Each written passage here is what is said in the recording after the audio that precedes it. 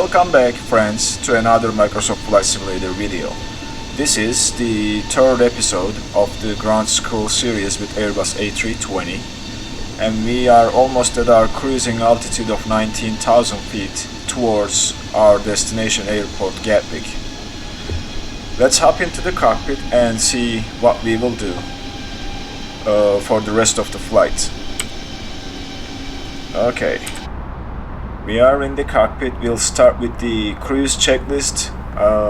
It says the cabin temperature checked, and we have a comfortable cabin temperature of 23 degrees Celsius. Flight plan, we are monitoring that, and we are going to get ready for our arrival.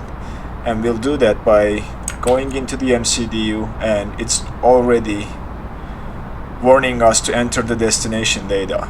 We go to the flight plan and we'll select our arrival from here.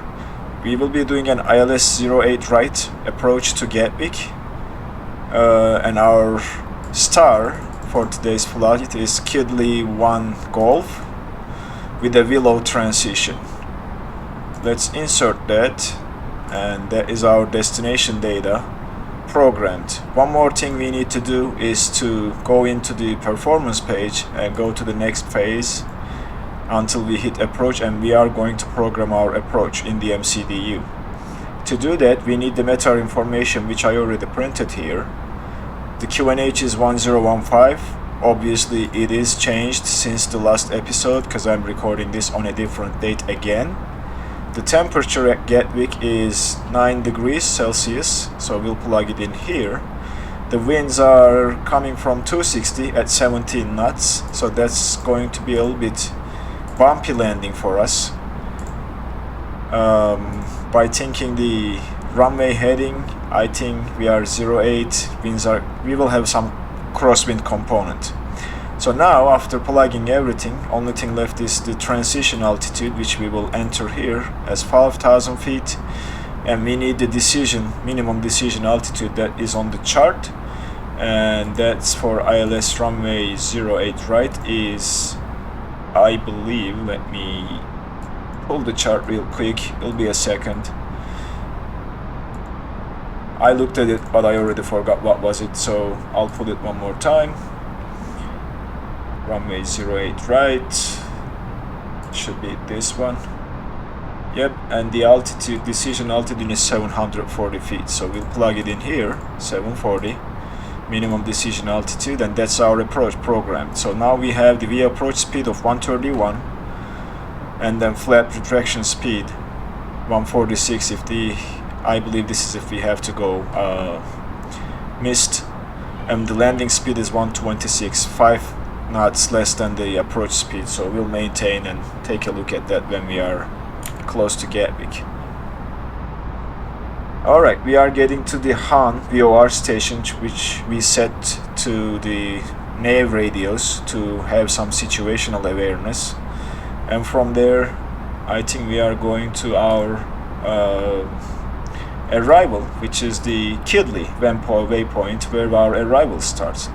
So let's take a look at the chart, shall we, to see if we have any restrictions. That is the arrival chart, and as you see here, we have a 5,000 restriction, 15,000 restriction at Kidley, so we need to plan to descend to Kidley, descend to 1500 at Kidley. And the rule of thumb, we are now at 19,000 feet, we need to descend 4,000 feet, times that by 3 and get rid of the zeros, that gives us 12.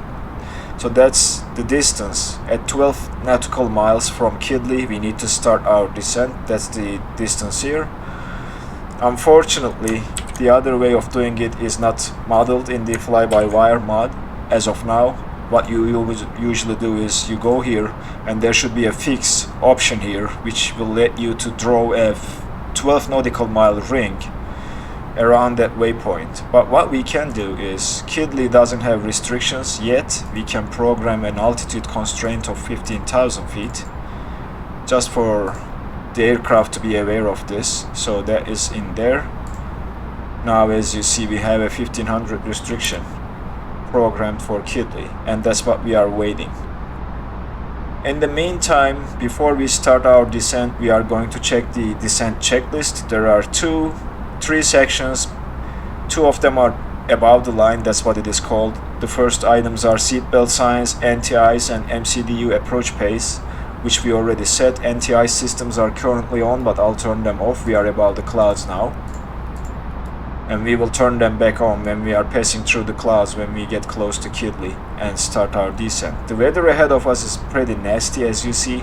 It's all red, so we have to be careful about it, and there is no way to avoid this. If this was a one red section, we could have asked ATC to go around it with changing the heading and flying towards a clean area and then coming back, but that's not an option for our flight today.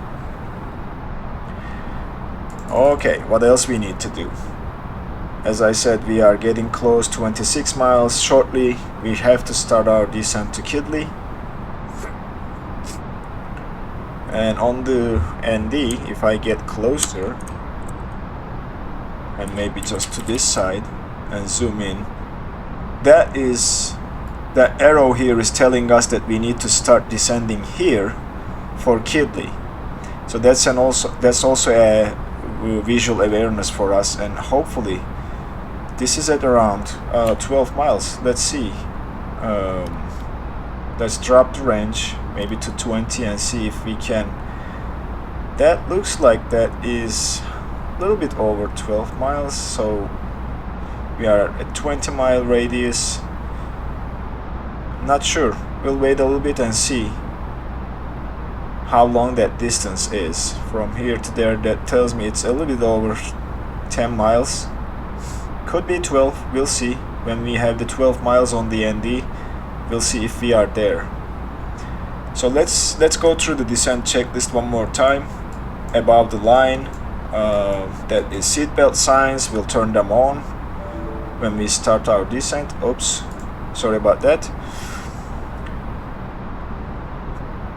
Alright, 16 miles, and that's actually pretty close to 12 miles, so let's dial 15,000 and see what the aircraft will do when we pass that point. It should start descending technically.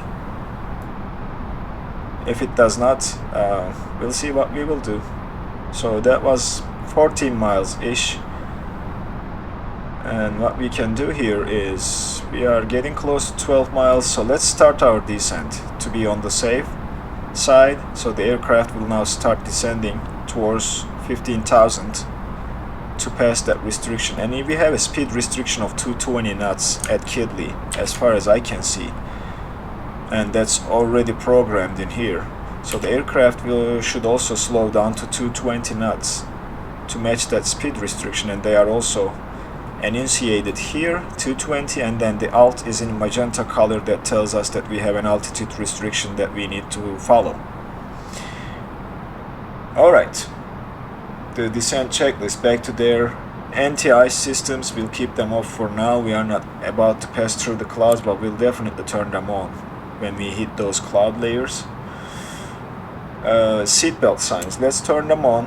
I feel like this is kinda early, but we'll turn the seatbelt signs on and do what the checklist says. And those are the ones above the line. And then we have passing 1800, passing flight level 180, altimeter QNH set. That is not our transition altitude for this flight, so we will actually, I think the aircraft was right to ask us descend earlier. We are 3 miles away, but we still have a lot of altitude to cover because of that speed restriction. So that's something for you guys to keep an eye on. When you have a speed and altitude restriction, you probably need to start your descent way earlier than you think. And we'll do the below the line checklist, part of the checklist for descent below the line when we get close to Kidley. Let's get rid of the chart, or let's take a look at the approach as well, and then we will get rid of the chart. So for the approach, as you see on the screen, we are coming in doing a teardrop pattern to turn around, and we have a 3000 restriction. If I go and select the final chart, because this approach has two charts, and it says for final approach C211 alpha, that's what we are going to open from here. Approach, that's 211 alpha is this one, and let's get closer and take a look. Localizer frequency 110.9er, missed approach climb to 3000 straight ahead until passing 2000, and then at DME1 IGG inbound, whichever is later, then turn right onto heading 178. So that's our missed approach instructions, where we turn to heading 18 here and then go and probably hold where ATC tells us to hold. Okay, we passed Kidley when we didn't meet that altitude restriction, unfortunately, because of that speed restriction. What else we have on the chart? Okay, our altitude to capture the glide slope is 3000. So let's do some magical things here with the EFB. And decision altitude, we already plugged it in. And that's all I need for now. Minimum sector altitude is from where we are going to come, 2323, so we will be safe with a minimum of 3000 feet. So that's our plan for the approach. Let's get rid of the chart.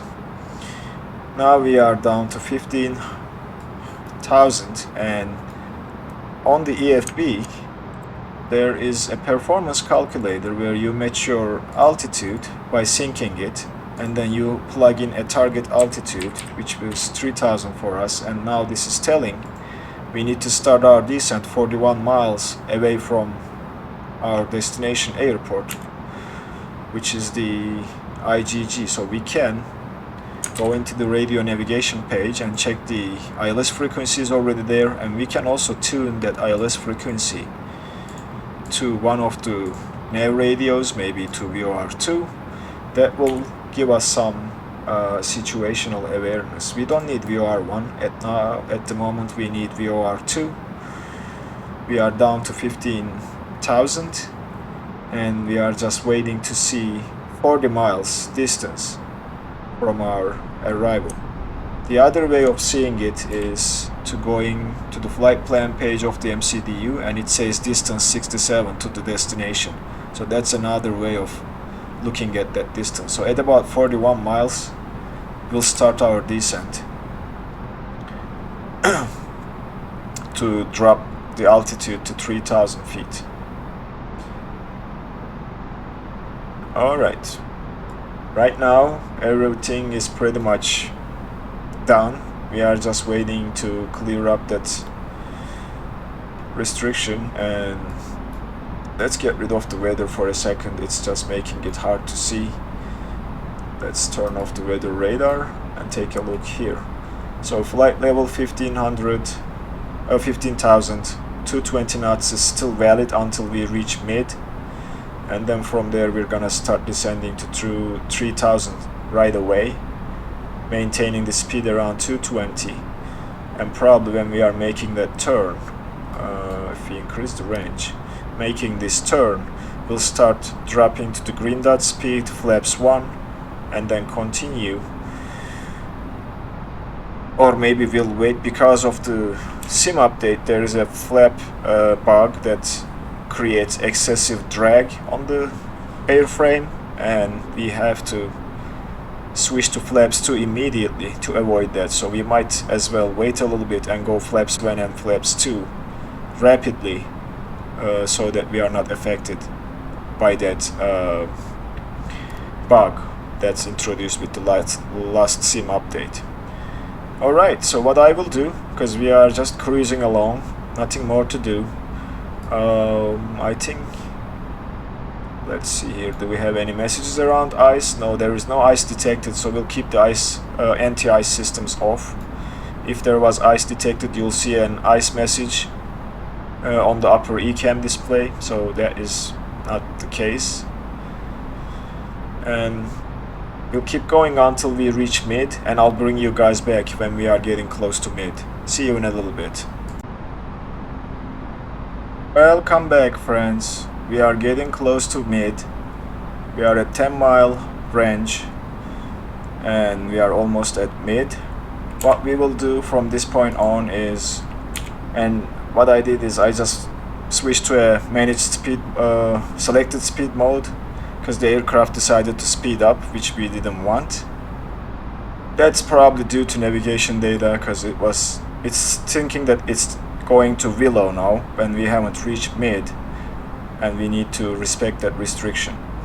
So we are about to pass mid. Let's just drop the altitude to 3000 and see if the aircraft will start descending while we are passing mid. It does. So hopefully we will make it to 3000 before Willow. That is right there, behind this user waypoint. And we will then go to the performance page and we'll probably activate the approach phase when we get close to Willow on the MCDU, and then we'll activate the approach phase on the MCP, or activate approach on the MCP when we get to this waypoint, which is Delta 104 Echo, or when making that turn rather. So we'll maintain 220 knots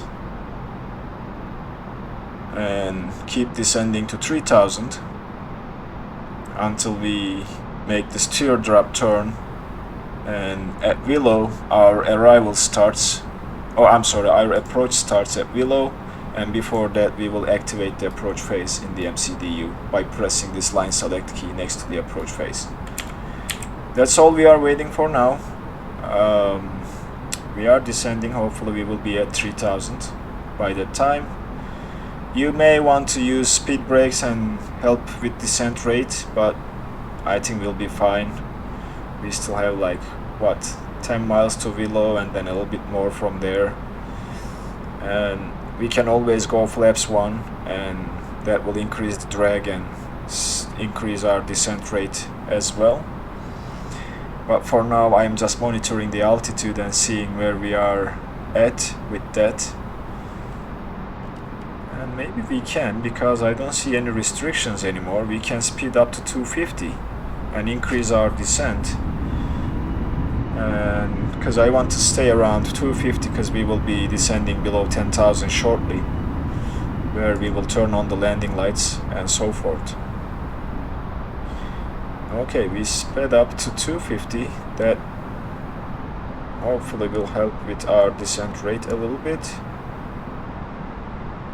Not really. Let's turn on the anti-ice systems. We will be passing through clouds shortly. There we go. And just a little bit, not too much on the descent rate, but we are descending. So hopefully we'll make it to 3000. It always worries me when you have a restriction very close to your approach.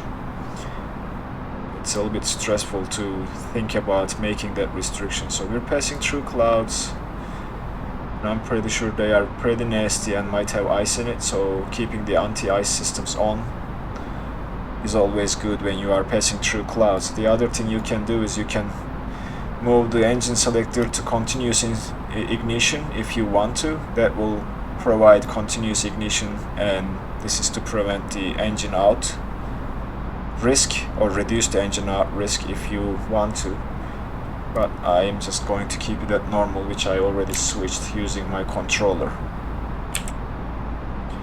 Okay, turning around, we need to slow. Oh, we don't need to slow, we need to start descending a little bit faster. That is what worries me a little bit. Let's increase the descent rate and see if we can maintain the speed of 250 while descending 1500 feet per minute.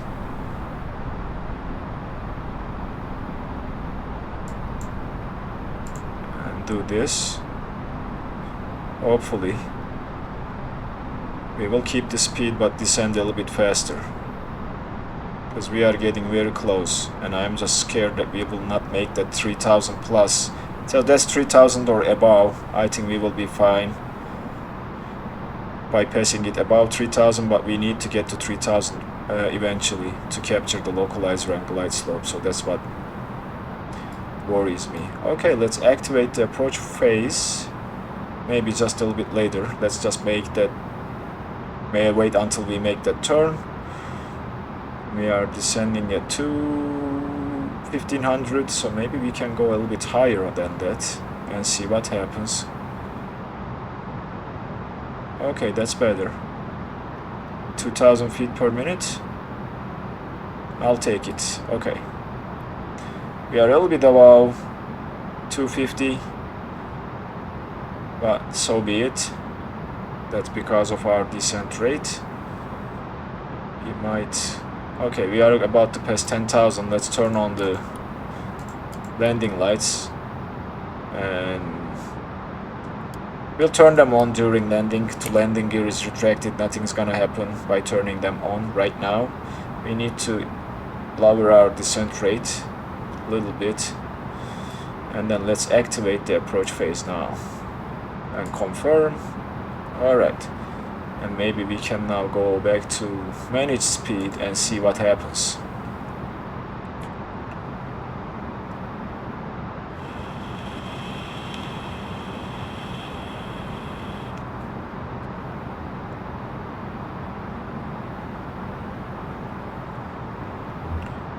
Alright, let's drop the range to 10 and see where we are sitting at. So we are 15 miles away from, oh I'm sorry, we are 2 miles away from below, and we'll see how long it will take us to get down to 3000. We can go back to,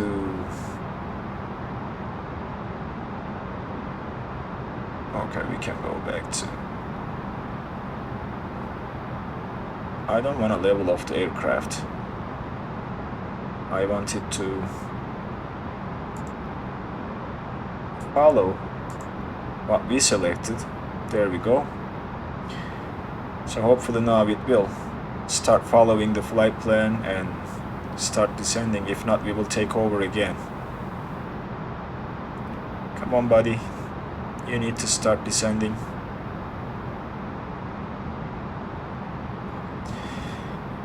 Okay, we made the turn.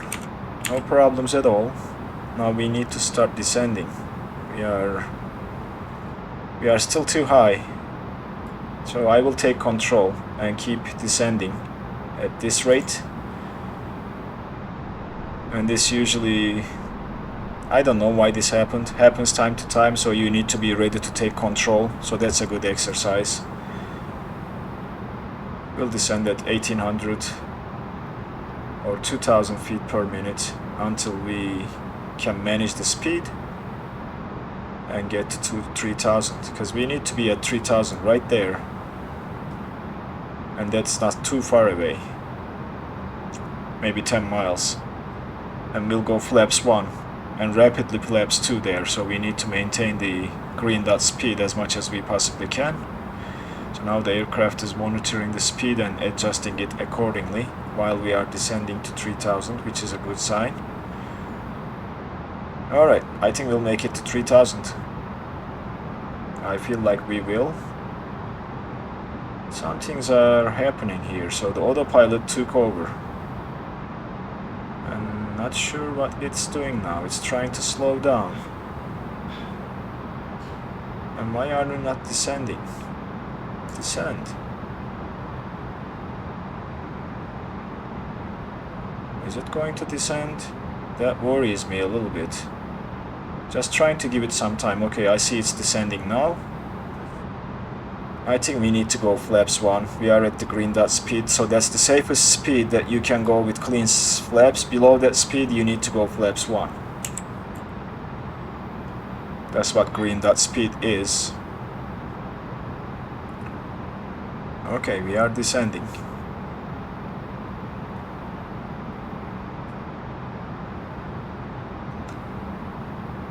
Hopefully we'll make it to 3000. We should eventually. But I am just a little bit impatient, I guess, so to speak. Alright. Well, we made the turn, we'll go flaps 1. or before that turn, because that's what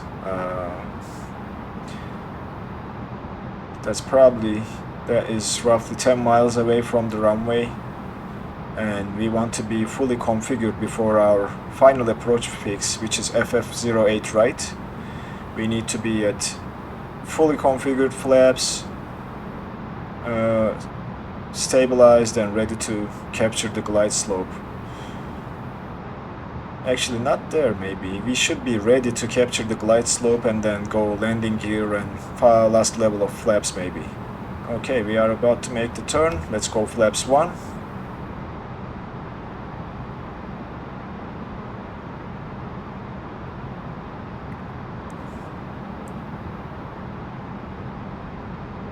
And we will now see flaps 2. That's good. It will increase our descent rate, which is a good sign for us. So we'll keep flaps 2 until we reach there, and then we'll do flaps 3 until we capture the glide slope, and then drop the landing gear. And that's 7.5 miles range. So that's roughly about 10 miles to the airport. Looks like it.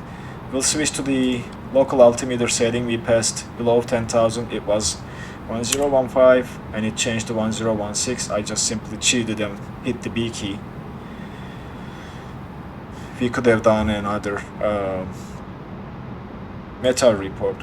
Alright, so let's do the approach checklist. MCD approach phase is activated. ILS frequency is on. And then that is all. 10 miles out, we are at flaps 1. 8 miles out says flaps 2, but we are just doing flaps 2 for that bug that creates excessive drag on the airframe. So that is why we are doing this level flaps, and the speed is less than I like it to be. So hopefully the aircraft I believe is trying to maintain the 146 or 131 approach speed. Looks like 146 to me, close to 150 because of our descent rate. But when we are making that turn, let's see what's the distance. So that's 11 miles to the destination. We are at flaps 1 already. At 8 miles we'll do flaps 2, which we already did, so we'll wait for the 8 miles to go another flaps 3 and landing gear down. That is going to happen at 5 miles to the airport. IFR conditions still, we made it to 3000 luckily. We'll wait until we see the runway to make a decision, hopefully before our minimums. We should now do this, yep, and then the glide slope. I should have done it earlier, activate the approach mode when we made that turn. I was speaking again, but we weren't too late, we just captured the glide slope. We are 8 miles, so that's flaps 2. And we'll go flaps 3 shortly at 5 miles and do the landing checklist.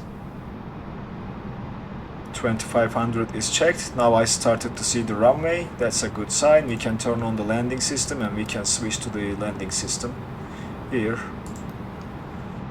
So that is good. We are 7 miles. And at about 1000 feet, we'll disconnect the autopilot and take control. We have 30 knots of tailwind. That is a little bit excessive or high. But so be it.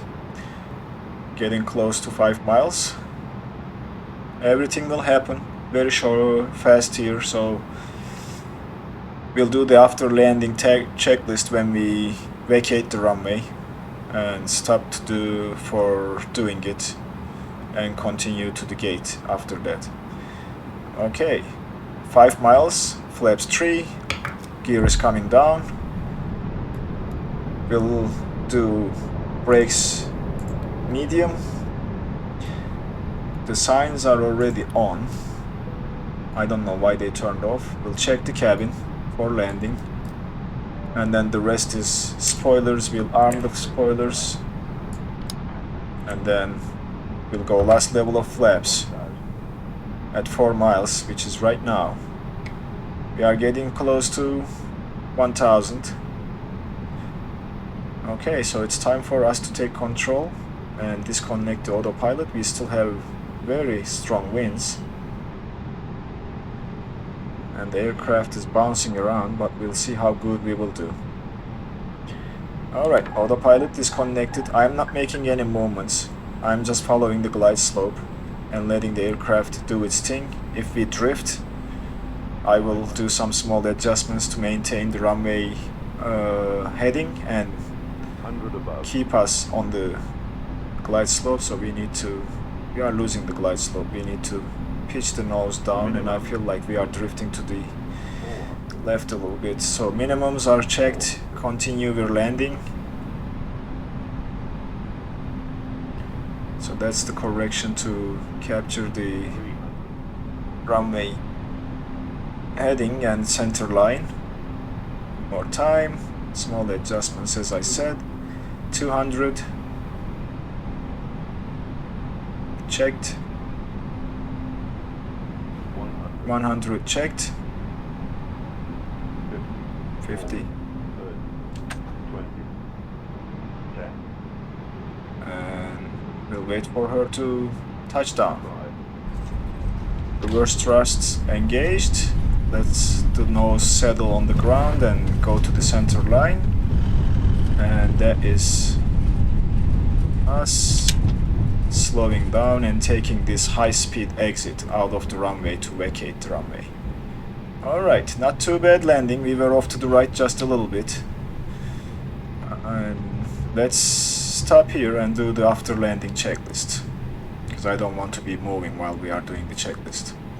Alright, after landing checklist. Landing lights off.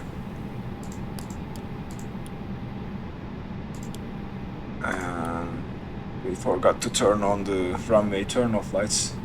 Anyway, nose light to taxi, that's okay. Runway turn-off lights, we'll keep them on for now. We'll be passing a runway right there. Ground spoilers, they are retracted and these aren't now. Flaps retracted, so we'll retract the flaps. Terrain on the, we didn't turn that on. We didn't need it. Flight director off. LS off,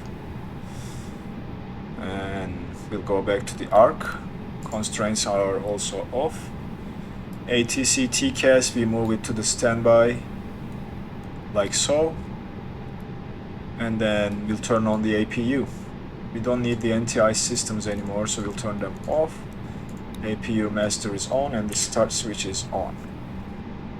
Okay, weather radar is off already. We turned that off before landing. Brake temps, let's check the brake temperatures from the wheel page. So the right brakes are a little bit hot. We'll turn on the brake fan to cool them, and we'll continue to the gate. I'm not sure where we are parking. I will just try to pick a spot that makes sense. Landing lights are still on. Okay, the second one was not turned on, off and retracted. There we go.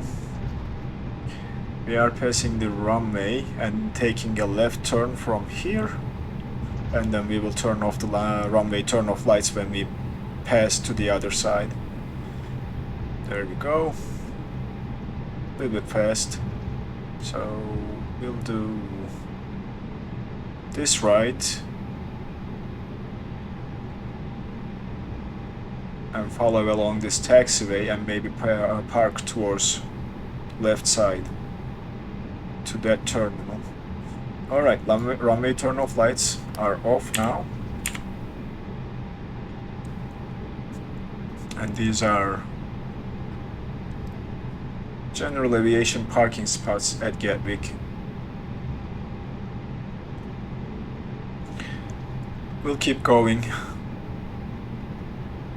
because we can pass through those. I don't know where there will be a passage, maybe down there and to the right, not sure. We must have missed that opportunity. Excuse me. But we'll just make a turn from here, from that left turn ahead of us. Let's slow down a little bit. We are a little bit too fast. I'm trying to keep the speed around 10 to 15 knots while we are taxiing.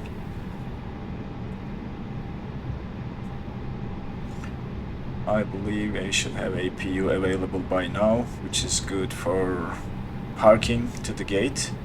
Okay, we'll make this turn, and we have a couple gates ahead of us, so we'll park to one of them where we don't see an aircraft. Actually, I think there is one right there available. Watch out, buddy. Watch out, buddy. What are you doing? Oh, very good, very good. Yeah, you just wanted to pass through an aircraft because you are in a hurry. That's funny. Alright, we will keep going to the terminal ahead of us and find a parking spot there. So I'm looking around to see where, and I'm just tempted to... Should we go left? There is a parking spot right there to the left. So let's do a left turn and park over here to 54L. And we'll just follow the ground markings here to see where we need to make the turn to 54L. It should be one of these. That is what? 54R and then 54M and 54L. There we go. We'll make this turn from here. Slow it down. And then hopefully the parking system that's coming with this free scenery is working. That will guide us to where we should stop. It says go to the right a little bit. Okay, just a little bit more. Okay, slow down, slow down, slow down. It looks like it is working. We should go just a little bit more forward, I guess. It shouldn't. It should turn to red when we are at the right parking distance.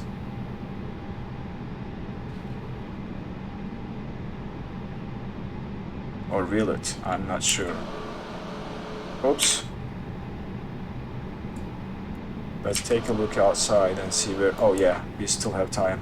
It's a long way to go to get close, so let's just keep moving. And we'll see if it will tell us to stop when we get there. Alright, there we go. Let's take a look. We just passed a little bit, but it's okay. Let's go set the parking brake. Parking brake is on, and we'll do the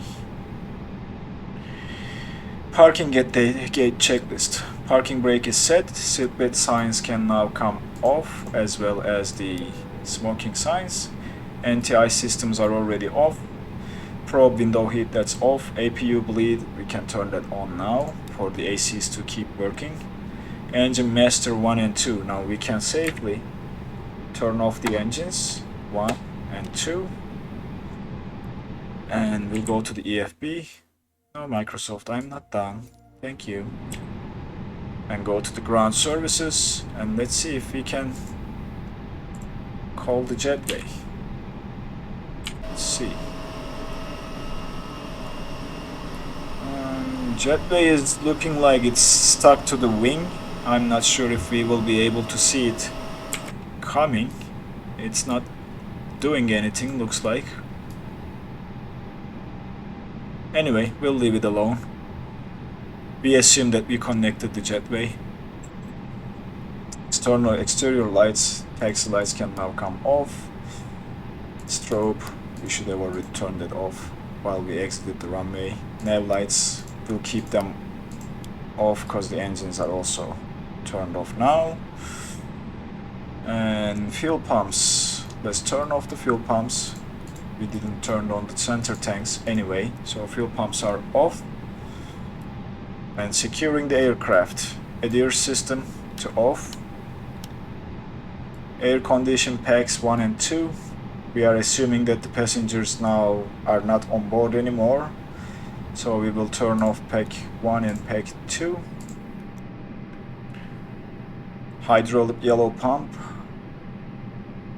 We will turn off the hydraulic yellow pump. That should be here. And then APU bleed is off, APU master is off. Emergency lights are already disarmed and off, and battery 1 and 2 master, we can turn them off right now. And the power should go on. APU is still probably generating some electricity while it's turning off. Let's see here. APU generator, yes. And let's see the APU page. It is showing 100, so I don't know. It takes some time for the APU to shut off, I guess, because we already turned off the master. So guys, that is it for the Airbus A320 Ground School series. I hope you guys enjoyed the video and the entire series with the Airbus A320. Leave me a comment if you have any suggestions or questions. Otherwise, I will see you in the next video.